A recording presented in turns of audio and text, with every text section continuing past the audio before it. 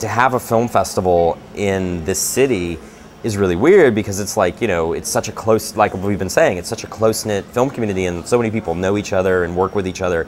And so every year I'm having to see films by people I know and sort of be like, well... And films by people whose films you've shown before. It's like people who are already in the club. And you're just kind of like, well, sorry, you know... This one isn't as good. Yeah, you really just have to give them that very direct feedback. You know, we can't just play every film made by somebody in Austin. Right. Not because of any reason about, like, we're trying to prioritize our schedule, you know, any of that kind of stuff, you know, or it's too Hollywood or whatever.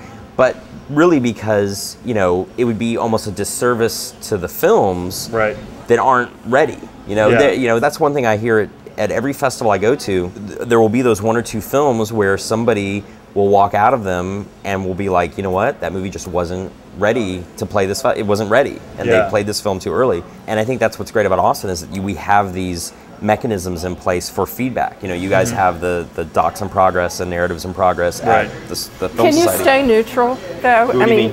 When you're screening films and stuff, I mean, if it comes from someone you know, can you really just stay neutral? Yeah, I've said no to stuff. Like, well, I know you have. No, but like, it's tricky. Are you ever harder, you think, on people who you know? Not really. I mean, I may give them more detailed feedback because I, you know, have like more of a vested personal interest in their career doing well because I care about them. But I'm never. But when in judging the film, I don't ever think like, oh well, I know this person, so already the. You know, the thing is that, you know, South by Southwest has grown into a film festival with an international reputation. Right. And it has done that through not just being a film festival about Austin filmmakers. Right. It's about American independent film in general. Right. Do we want to have a certain bar of, you know, like these are films that are good no matter where they came from. Right. And that's why they're playing in the festival, not because we're trying to be a showcase of filmmakers in this town or this state. Which we should not be. I mean, that's not that's the place the thing. I mean, to do that. because I mean, you know, it's funny. I was on a panel a couple of years ago where somebody from the audience asked Rebecca Campbell from the Film Society. They said, you know, well, you know, what, you know, the studios should just produce Austin films, like independent Austin features. Right. And you just kind of have to kind of say, well, you know, how do you think it could survive? How do you think it could sustain itself? There isn't enough money or activity to make that justifiable. You know, with us, you know, it's a similar analogy or a similar parallel because, you know, if we just showed Austin films, people from outside of Austin would stop coming. Well, of course. And stop taking it seriously.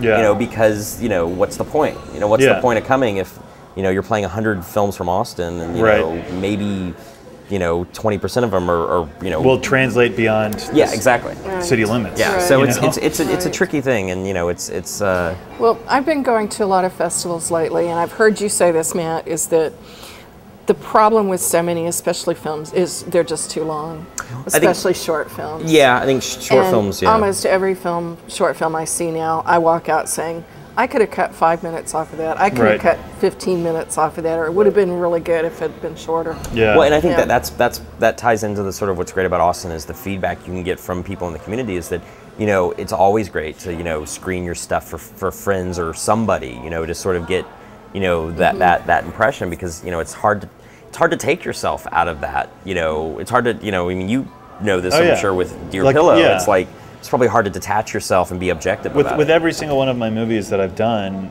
since, and I think a lot of it came out of the film school model. Like in film school, you know, it's like you would make your movies and then you would show it to the class and they would give you feedback, and sometimes it would be harsh, sometimes it wouldn't, you know, sometimes it would be glowing, but you had to sort of like throw it up there and, you know, hear people directly telling you what they thought of it. Right. And so I've taken that model through my career outside of film school, where pretty much with everything that I do these test screenings, and test screenings has such a kind of bad connotation in terms of like, you know, that's what studios do to turn movies into shit. You have to be able to be strong enough to hear this feedback and hear that something is not working or that somebody doesn't like this character, and listen to that and be like, okay, well, I don't want the audience to like this character, or I want this to be uncomfortable, but I don't want that to be uncomfortable, or I want that to be clear.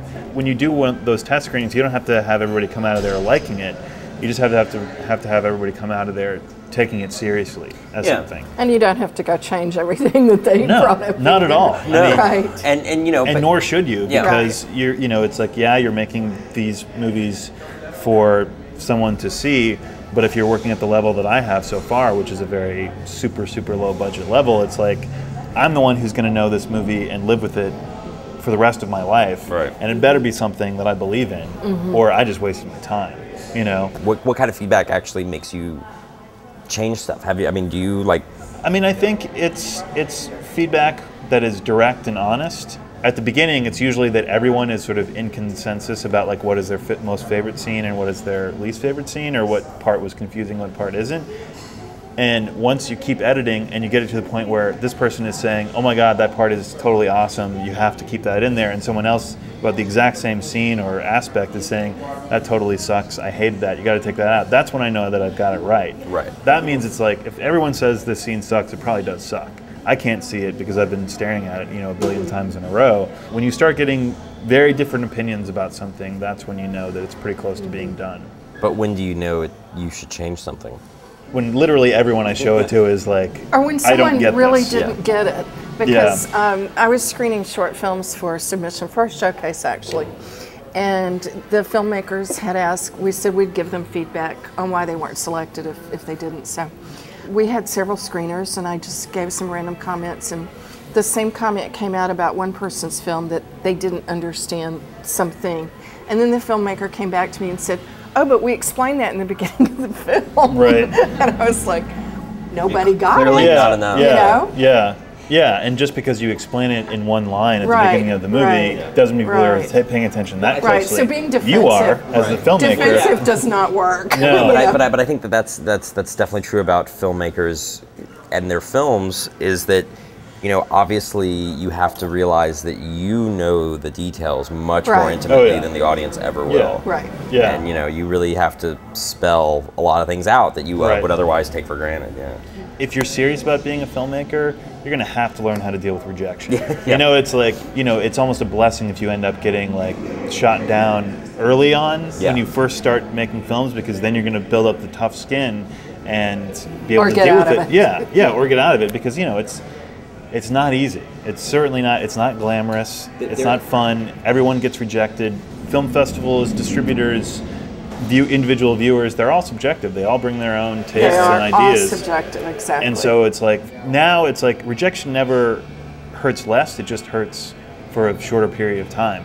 It's happened so many times. I have the necessary mindset to just I'm kind of like, well, screw them. Yeah, and you gotta bring that kind of attitude to it as well. You gotta be somewhat arrogant, but you just don't want to be always arrogant, because that gets really annoying. Right.